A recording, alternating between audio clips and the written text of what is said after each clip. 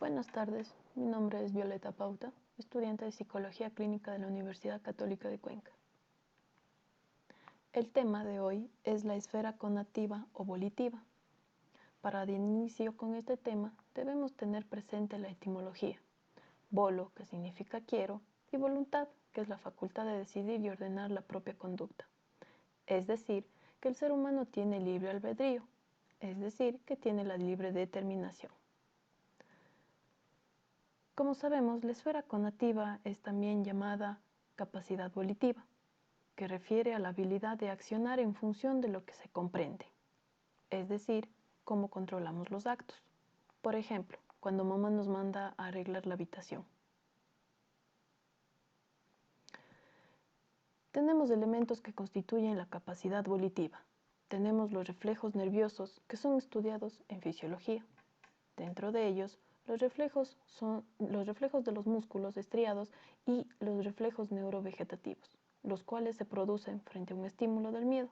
Un claro ejemplo tenemos el experimento de Iván Pavlov, que cuando mostraba comida a sus perros o les mostraba la campanilla, ellos ya salivaban. O incluso nosotros, cuando tenemos mucha hambre y nos dan un poco de comida, nosotros tenemos ya un reflejo de salivación. También tenemos la actividad verbal o lenguaje, que es característico de exclusivo de los seres humanos. Esto es lo que se diferencia de otras especies biológicas inferiores en la naturaleza.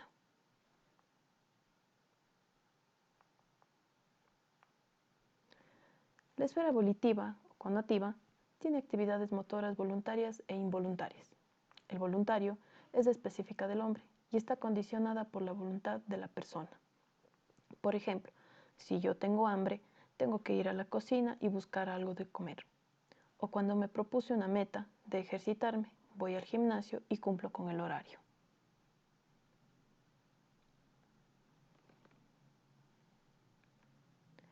La actividad involuntaria. Esta está dada por los reflejos ya estudiados anteriormente y no están condicionados por la voluntad del sujeto. Es decir, que puede ser el latido del corazón, los calambres musculares, la respiración, entre otras.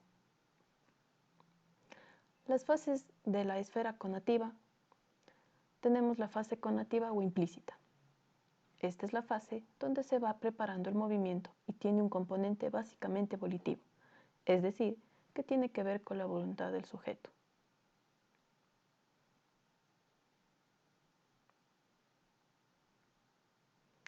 Fase motora o explícita.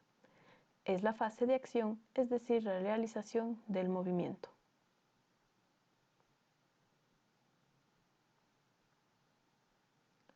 Trastornos de la esfera conativa.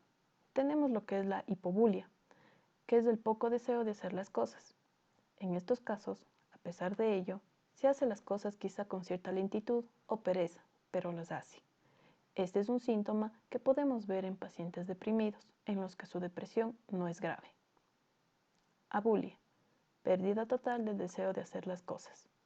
Sin embargo, aquí el paciente puede hacerlas. Este síntoma es frecuente también en enfermos con cuadros depresivos o en fases de síntomas negativos de la esquizofrenia. Se presenta como una apatoabulia. Hiperbulia. Es el aumento exagerado del deseo de hacer las cosas. Se muestra pletóricos de planes de actividad.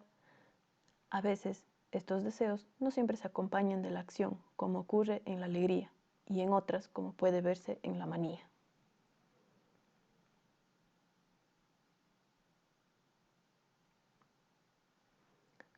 Libre albedrío. ¿Qué es el libre albedrío? Significa que el ser humano tiene libertad tanto para hacer el bien como para hacer el mal. En el ser humano encontramos lo que es la inteligencia, que es lo que indica que se posee capacidad suficiente para valorar un hecho lícito o ilícito.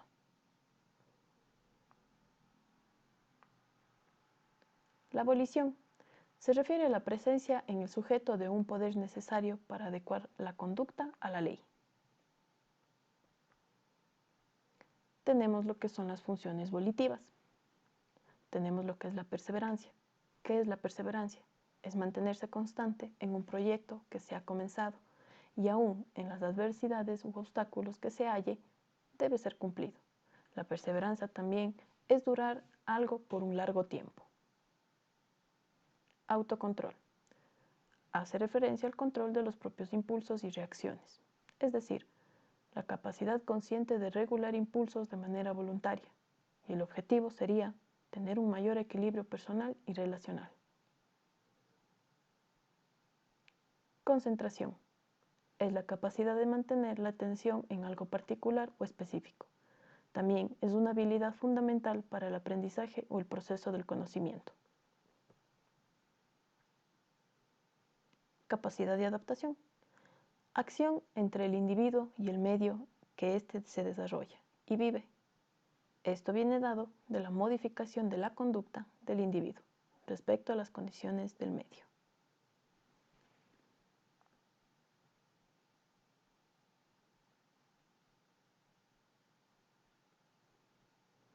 Como conclusión y un breve resumen del tema, la palabra volitivo proviene del latín y este está relacionado con el verbo querer. Así afirma la RAE, que volitivo es aquello relacionado con los actos y fenómenos de la voluntad. La voluntad, por su parte, es la facultad de decidir y ordenar la propia conducta. Por tanto, aparece vinculada al libre albedrío y a la libre determinación. La conducta volitiva refleja la concentración de los pensamientos de una persona en actos. De esta manera, supone la libre elección de seguir o rechazar una inclinación, es decir, una decisión donde interviene la inteligencia. Gracias.